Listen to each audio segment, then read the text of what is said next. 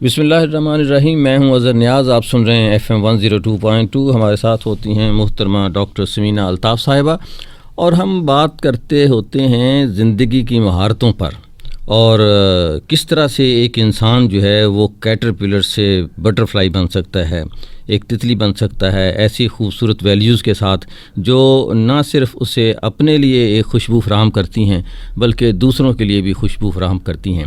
تو زندگی کی مہارتوں پہ گفتگو ہو رہی تھی. آج ڈاکٹر صاحبہ کس مہارت پہ بات کریں گے؟ جی میں تھوڑا سا ریکیپ دے دیتی ہوں. پچھلی جو ہم نے مہارت تھی وہ تھی کہ پیش بندی کرنا، پرو ایکٹیو ہونا، کہ ہم اپنا بیہیویئر، ہمارا موڈ، ہمارا کردار جو ہے وہ سوچا سمجھا ہونا چاہیے، کہ ہم نے کوئی اصولوں کے اوپر ان کی بنیاد ہونی چاہیے. ہم ہر سچویشن میں جب آتے ہیں تو ہم سوچیں کہ میں پرو ایکٹیو ہوں یا ری ایکٹیو ہوں. ری ایکٹیو لوگ جو ہوتے ہیں وہ شارٹ ٹیمپرڈ ہوتے ہیں، انہیں غصہ جلدی آ جاتا ہے، لیکن پرو ایکٹیو بننے سے آپ پرسکون ہو جاتے ہیں، آپ کے کام زیادہ اچھے طریقے سے ہو جاتے ہیں اور آپ زیادہ پروڈکٹیو، زیادہ بہتر زندگی گزار سکتے ہیں. تو جو 7 اصول ہم نے شروع میں دیکھے تھے ان میں سے سب سے پہلا تھا پیش بندی کرنا. دوسرا تھا کوئی کام شروع کرنے سے پہلے اس کے اختتام کو اپنے ذہن میں رکھنا. تیسری جو اصول تھا چیزوں کو، اپنے کاموں کی ترجیحات مقرر کرنا، اہم کام پہلے کرنا. اور چوتھا جو اصول ہے، مہارت ہے، وہ ہے رواداری، سب کو ساتھ لے کے چلنا. اور 5ویں جو مہارت ہے وہ ہے پہلے خود سمجھنا پھر دوسروں کو سمجھانا. اور چھٹا اصول جو ہے ٹیم ورک کرنا، مل جل کر کام کرنا. اور 7واں اصول زندگی کا، ہر دم اپنے آپ کو، اپنی مہارتوں کو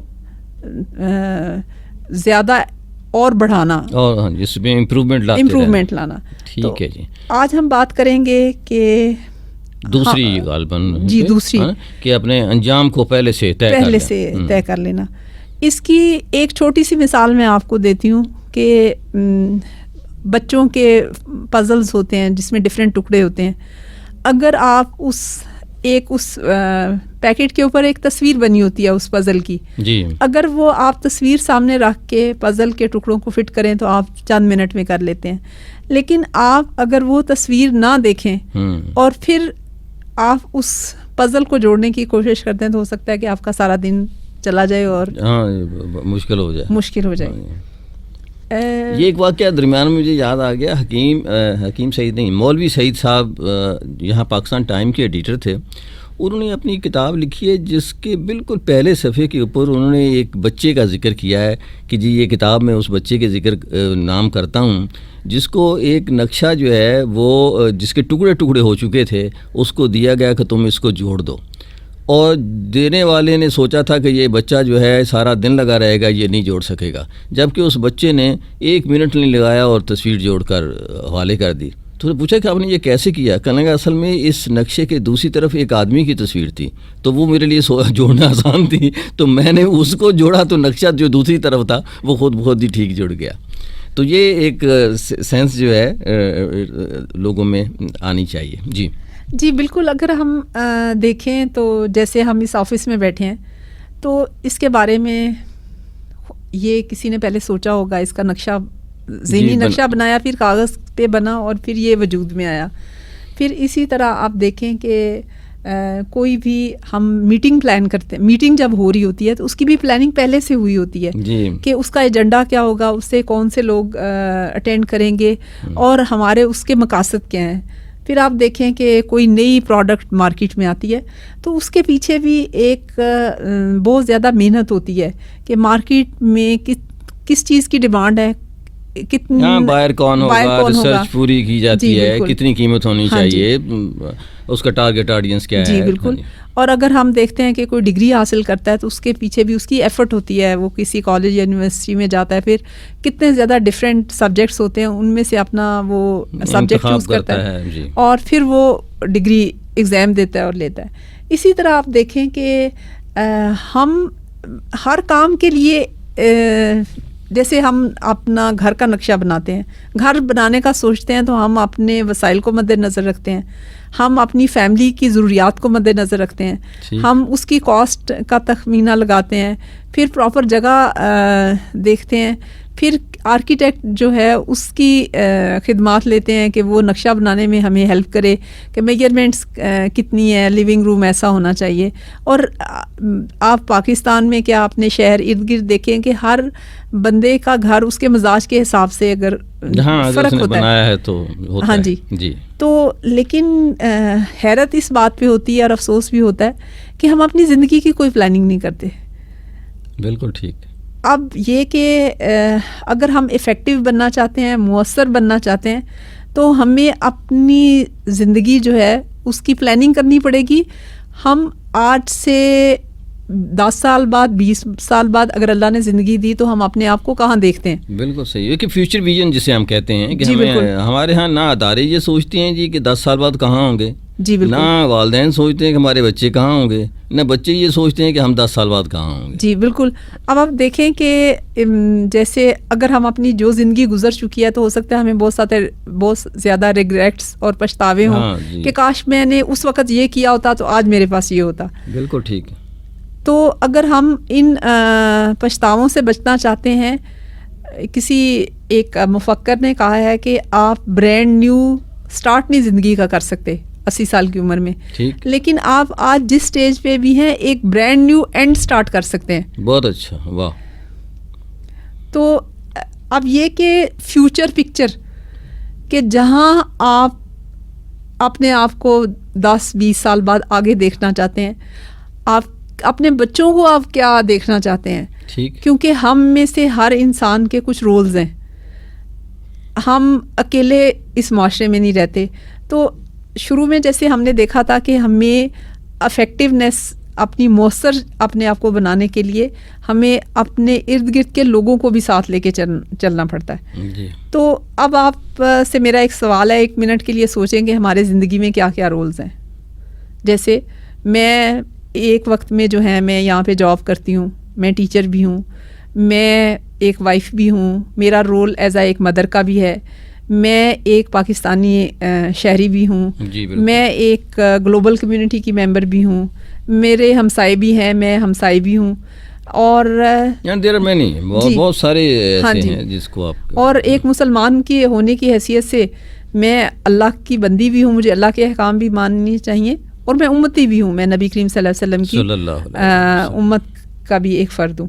تو اب یہ کہ میں نے اپنی جو فیوچر پکچر ہے اس میں نے ان سارے رولز کے حوالے سے اپنی وہ خواب یا جو آپ کہہ لیں کہ فیوچر میں اپنے خواہشیں جو ہیں، خواہشیں اور ویژن میں ایک فرق ہے.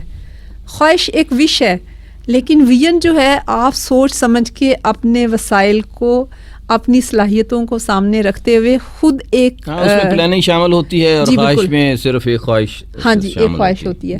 اب آپ دیکھیں کہ میرے کچھ اصول ہیں جن کے سہارے میں زندگی گزارتی ہوں.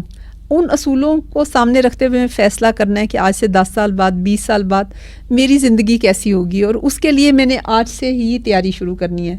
اب جیسے کہتے ہیں کہ جو ہمارے ویژن جو ہے، جو ہمارے مقاصد ہیں، آبجیکٹیوز کا نام دے لیں، وہ سمارٹ ہونے چاہیے. سمارٹ یہ کہ اسپیسیفک ہونے چاہیے اور میئریبل ہونے چاہیے اور اے سے اٹینیبل ہونے چاہیے، اور پھر یہ ہے کہ ریلیونٹ ہونے چاہیے ہمارے نیڈز کے ساتھ، اور ٹائم باؤنڈ ہونے چاہیے. جیسے اس کی مثال میں آپ کو اس طرح سے دیتی ہوں کہ اگر میں کہتی ہوں کہ میں اپنے پیرنٹس کو خوش رکھوں گی، تو میں ان کو کیسے خوش رکھوں گی، یہ کرائیٹیریا مجھے ڈیفائن کرنا چاہیے. ٹھیک ہے.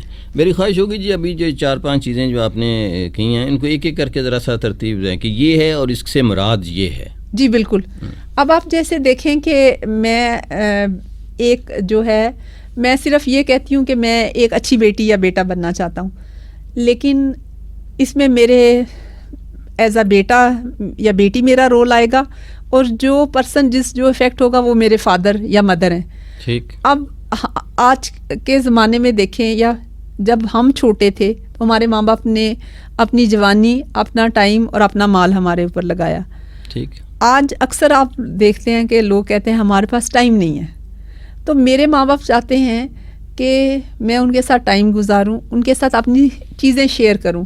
تو مجھے یوں لکھنا پڑے گا اپنی اسٹیٹمنٹ کہ میں دن میں 2 دفعہ اپنے پیرنٹس کا حال چال پوچھوں گی.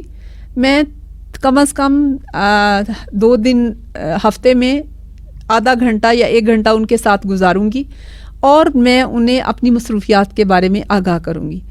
گویا محبتیں بھی پلان کرنی پڑیں گی آپ کو. جی بالکل. والدین کے ساتھ بھی کہ آپ اگر طے کر لیتے ہیں. اصل میں دیکھیں سب بچے جو ہوتے ہیں اپنے والدین سے محبت کرتے ہیں, لیکن اس کی ایک ترتیب چاہیے جس کی وجہ سے آپ یہ اپنے ماں باپ کو باقاعدہ ایک پلان کر کے کہ اچھا اس طرح سے کرنا چاہیے, اس طرح تو شاید زیادہ مناسب رویہ آپ کا بن جائے گا. جی بالکل.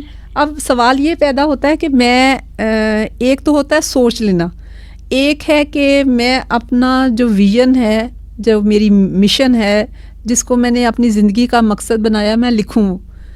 اب دیکھیں کہ قرآن ہمارے لیے پکچر کھینچتا ہے کہ جنت ایسی ہوگی, دوزخ ایسی ہوگی. ٹھیک. اور پھر وہ ہمیں یہ بتاتا ہے کہ یہ تم کر سکتے ہو.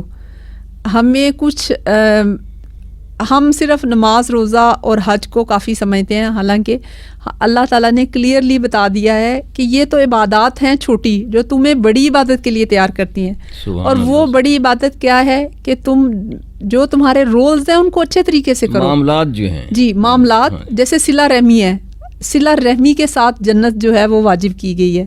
اگر ہم نے, اور سب سے پہلا حق ہمارے ماں باپ کا آتا ہے, اور ماں کا جو ہے وہ 3 گنا زیادہ آتا ہے. لیکن اس میں ایک ترتیب اللہ تعالیٰ کے نبی نے بتا دی کہ جیسے ایک لڑکی ہے تو وہ سب سے پہلے اپنے میاں کی پابند ہے شادی کے بعد, اور جو آدمی ہے وہ ماں باپ کے ساتھ اور اپنی بیوی بچوں کے ساتھ بھی اعتدال اور توازن اختیار کریں گے. پھر نبی کریم صلی اللہ علیہ وسلم کی زندگی سے ہمیں پتہ چلتا ہے کہ اگر اسلام انصاف کی بات کرتا ہے کہ تم کسی رشتے کو بھی اگر تم ایک سے زیادہ شادی کرتے ہو تو بیچ میں لٹکا ہوا نہ چھوڑ دو.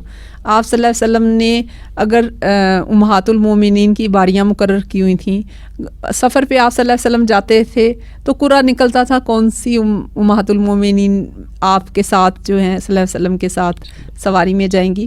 تو یہ وہ اعتدال ہے جس کو ہمیں پانے کے لیے کوشش کرنی چاہیے. پھر ہمیں نبی کریم صلی اللہ علیہ وسلم حضرت فاطمہ تو زہرا جب آتی تھیں تو ان کے لیے کھڑے ہو جاتے تھے, انہیں بوسہ دیتے تھے, اور اس کے علاوہ بچوں کے ساتھ کہا کہ نرمی سے پیش آؤ, جھوٹ مت بولو. تو یہ اعتدال جو ہے ان جتنے بھی ہیں, اب دیکھیں ہم میں سے ہر بندہ اس کے گھر میں بچے ہیں, ہم ہمسائے بھی ہیں. اب ہمیں حدیث سے پتہ چلتا ہے کہ 40 گھر سیدھے ہاتھ اور 40 گھر الٹے ہاتھ آپ کے ہمسائیگی میں آتے ہیں.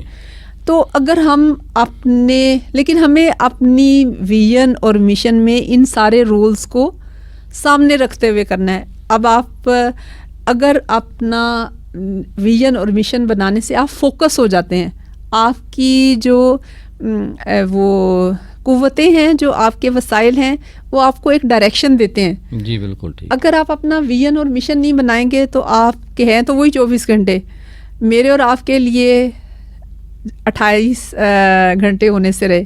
جی بالکل ٹھیک. اور اس میں ہم نے اپنے ذاتی کام بھی کرنے ہیں اور اپنے ارد گرد لوگوں کے لیے بھی ٹائم نکالنا ہے. اب جیسے, اور اس میں پھر وہی ہے کہ میں جو ہے وہ سب سے پہلے اپنے آپ کو فوکس کروں. آج کل اگر آپ دیکھیں تو سارا جھگڑا یہی ہے, ہر بندہ اپنے حق کی بات کرتا ہے لیکن ہم اپنے فرائض پہچاننے سے انکار کر رہے ہیں. ہم اپنا گھر صاف کر کے اپنا جو گاربیج ہے وہ گلی میں ڈال دیتے ہیں, حالانکہ ایک شہری ہونے کی حیثیت سے میرا فرض بنتا ہے کہ میں اپنے گلی محلے اور شہر کی صفائی کا بھی خیال رکھوں, اور میں طریقے سوچوں کہ جو گاربیج ڈسپوز کرنا جو ہے وہ کس طرح سے ہم گاربیج کو کم کر سکتے ہیں, یا پھر اس کو جو ہے ڈسپوز آف کیسے کر سکتے ہیں. ہماری یونیورسٹیز جو ہیں اتنے لوگ پڑھ رہے ہیں لیکن ہم اپنی رسپانسبلٹی نہیں کرتے. پھر ایک گھر کے لیول پہ جو میں نے کام شروع کیا ہے کہ ہم اپنے گاربیج کو کیٹیگرائز کر سکتے ہیں کہ ایک ریسائکلیبل ہے, ایک جو ڈی گریڈ ہو جاتا ہے, اور ایک وہ ہے جو نہ ڈی گریڈیبل ہے اور نہ ہی وہ رینیویبل ہے. تو اگر آپ اپنے گاربیج کو 3 باسکٹس میں ڈال دیں تو جیسے اخباریں ہیں, پلاسٹک کی چیزیں ہیں, شیشہ ایک طرف ہو جائے جی بالکل, ساتھ لوہا چیز اس طرح کوئی ہو اس طرح ہو جائے, ہاں جی, ریسائیکل وغیرہ جو ہے وہ ساری ایک طرف ہو جائے. جی بالکل. تو اگر ہم میں سے ہر گھر میں ہم یہ کرنا شروع کر دیں تو جو ہیوس ہیں ان کا ذرا سائز کم کرنے میں مدد ملے گی, اور جو کوڑا اٹھانے والے کمیٹی کی طرف سے جو لوگ آتے ہیں ان کے لیے بھی آسانی ہوگی کہ کوڑا چننے والوں کو وہ چیزیں گند میں سے ڈھونڈ کے نہیں نکالنی پڑیں گی, بلکہ آپ ایک ریسائیکلیبل مل جائیں گی ان کو. ہاں جی. پھر اس کے بعد اگر آپ دیکھیں کہ ہم تو اللہ کے عبداللہ تو ہم سب ہی ہیں, اللہ کے بندے ہیں, لیکن ہم صبح سے شام تک جو روٹین میں کام کرتے ہیں, کتنی ہماری انٹینشن ہوتی ہے, نیت ہوتی ہے ہمارے دماغ میں کہ ہم نے اللہ کو راضی کرنا ہے, ہم نے صبر کرنا ہے, ہم نے شکر کرنا ہے. ہم ہر وقت جو ہے نا وہ شکوے شکایات ہی کرتے رہتے ہیں, اس بندے نے میرے کے لیے یہ نہیں کیا, اس بندے نے یہ نہیں کیا, اس کے پاس یہ ہے, میرے پاس یہ نہیں ہے. اور ہماری ساری کوشش ہوتی ہے کہ ہم وہ چیزیں حاصل کر لیں جو ہم اپنے ہمسائے کے گھر میں دیکھ کے آئے ہیں, حالانکہ اگر جو اللہ نے ہمیں دیا ہوا ہے ہم اس پہ فوکس کریں اور تو شکر گزاری زیادہ ہو جائے گی. جی بالکل. اور ہم اپنی ہمسائے کے لیے جو اس کے پاس چیزیں نہیں ہیں وہ اس کی زندگی میں کنٹریبیوٹ کریں اور اس کے ساتھ ہمارے اچھے تعلقات ہوں. جی بالکل ٹھیک. ابھی میں ایک چھوٹا سا واقعہ ہے, ابھی میں ورک شاپ پہ گئی تھی, تو ہم عام طور پہ مطلب میرا کیا اگر میں اپنے آپ پہ فوکس کروں تو میں چینج لا سکتی ہوں. عام طور پہ ہم پبلک واش رومز میں جاتے ہیں تو نیچے کیچڑ ہوتا ہے اور ہر بندہ جو ہے وہ دوسرے کو بلیم ٹھہرا کے اور واش روم ویسے کا ویسا چھوڑاتا ہے, حالانکہ اس واش روم میں پانی بھی تھا اور وائپر بھی پڑا ہوا تھا. تو میں نے کہا کہ مجھے اپنا فرض پورا کرنا چاہیے. میں نے پانی سے فرش دھویا, وائپ کیا اور اچھے طریقے سے خود بھی واش روم استعمال کیا, اور بعد میں آنے والا شاید وہ بھی اپریشیٹ کرے کہ اس سے پہلے کوئی بھلا بندہ یہاں سے گزر کے گیا تھا. صحیح بات ہے. تو یہ چھوٹی چھوٹی چیزیں ہیں, اگر آپ اپنے رول کے حساب سے سوچیں کہ, اور اللہ تعالیٰ تو ہم مسلمان ہیں, ہمیں اس دنیا میں بھی اجر ملے گا اگر ہم یہ اصول اپنی زندگی میں اپناتے ہیں, اور آخرت میں بھی ملے گا. اب جیسے امتی کا رول ہے, اب ہم سارے کہتے ہیں کہ ہم نبی کریم صلی اللہ علیہ وسلم کی امتی ہیں, لیکن ہمیں امتی کی ڈیفینیشن ہی نہیں پتہ. امتی وہ ہے جیسے اب ہم نماز پڑھتے ہیں, روزے رکھتے ہیں اور وضو کرتے ہیں, کیسے ہمارے تک پہنچے کبھی ہم نے سوچا؟ اگر ہمارے صحابہ نے نبی کریم صلی اللہ علیہ وسلم سے سیکھے, تبع تابعین تک پہنچے, پھر یہ اس سے آگے, تو اگر ہم نیکی کو آگے نہیں پھیلائیں گے تو ہم امتی نہیں ہیں. اور نبی کریم صلی اللہ علیہ وسلم نے جو شفاعت کا وعدہ ہے وہ امتی کے لیے کیا ہے. تو اب اگر جیسے ایک زبان کے بارے میں آیا ہے کہ عورتیں اپنی زبان کی وجہ سے دوزخ میں جائیں گی, تو اگر ہم اپنا جو اختتام ہے گاسپس کرتے ہوئے, غیبت کرتے ہوئے سوچیں تو کیا ہم جہنم میں جانا پسند کریں گے؟ تو ہم اس بات سے رک جائیں. تو اب جیسے آپ دیکھیں کہ اسی طرح ہم اپنی آج کل ماں باپ یہ شکایت کرتے ہیں کہ اولاد جو ہے وہ کہنا نہیں مانتی, لیکن ہم یہ نہیں سوچتے کہ ہم اپنی اولاد کو جب چھوٹی ہوتی ہے تو اسے کارٹون اور ٹی وی چینلز کے حوالے کر دیتے ہیں, اور انٹرنیٹ ہر گیجٹ یہ سوچے سمجھے بغیر لا کے دیتے ہیں کہ ان کو کہاں لے کے جا رہا ہے. ہم ان کی ایکٹیویٹیز پہ نظر نہیں رکھتے, اور پیسے کما کے ہم ان کو دوزخ کے رستے پہ ڈال رہے ہیں کہ وہ بڑے ہو کے نہ ہمارے رہتے ہیں, نہ اپنے, اور نہ ہی وہ کسی اور کے پڑھنے کی طرف ان کا دل نہیں لگتا. ٹیوشنز پہ پھر بھیجتے ہیں, لیکن جب تک ایک بری عادتیں پڑ چکی ہوں تو آپ کو پتہ ہے کہ وہ آسانی سے صحیح عادتوں میں کنورٹ کرنا مشکل ہوتی ہیں. تو ہم آج کے 20 سال بعد, 10 سال بعد, 5 سال بعد اپنی اولاد کو کہاں کھڑا دیکھتے ہیں. ہمیں ان کو ویسا ہی انوائرمنٹ اور وہی تربیت کے خطوط اپنانے پڑیں گے جس پہ چل کے ہم اپنے بچوں کو کامیاب دیکھنا چاہتے ہیں. اگر ہم نے ان کو گیجٹس کے حوالے کر دیا, ہم نے آج ان کے لیے کوالٹی ٹائم نہ دیا, صرف ہم ان کے لیے پیسہ اکٹھے کرتے رہے اور اس پیسے کو گیجٹس خریدنے پہ صرف کرتے رہے, تو ہم نے اس کا رزلٹ بھی تو وہی ہوگا جو وہ موویز اور کارٹونز دیکھتے ہیں وہ ویسے ہی بیہیو کرتے ہیں. تو یہ بہت ضروری ہے کہ میں اپنی جو ویژن ہے وہ